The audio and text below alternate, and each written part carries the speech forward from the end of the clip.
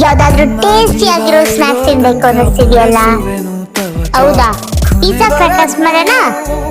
Okay, cup wheat flour, salt, ಸ್ವಲ್ಪ turmeric, half spoon chilli powder mix ಮಾಡ್ಕೊಳ್ಳಿ. ಪ್ಯಾನ್ಗೆ 1 cup of butter ಹಾಕೊಂಡು ಅದು ಮೆಲ್ಟ್ ಆದ್ಮೇಲೆ ಆರೆಗೇನೋ ಅಂಡ್ ಚಿಲ್ಲಿ ಫ್ಲೇಕ್ಸ್ ಹಾಕೊಂಡು ಸ್ವಲ್ಪ ಗಾರ್ಲಿಕ್, ಅದು ರೋಸ್ಟ್ ಆದ್ಮೇಲೆ ಅದನ್ನ ವೀಟ್ ಫ್ಲೋರ್ ಹಾಕೊಂಡು ನೀಟಾಗಿ ಮಿಕ್ಸ್ ಮಾಡ್ಕೋಬೇಕು. ಸ್ವಲ್ಪನೇ ವಾಟರ್ ಹಾಕೋಬೇಕು.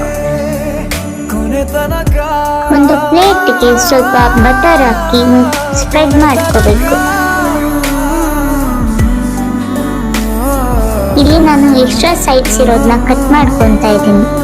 ಅದನ್ನ ನೀಟಾಗಿ ಒಂದು ಶೇಪ್ ಅಲ್ಲಿ ಕಟ್ ಮಾಡ್ಕೋಬೇಕು.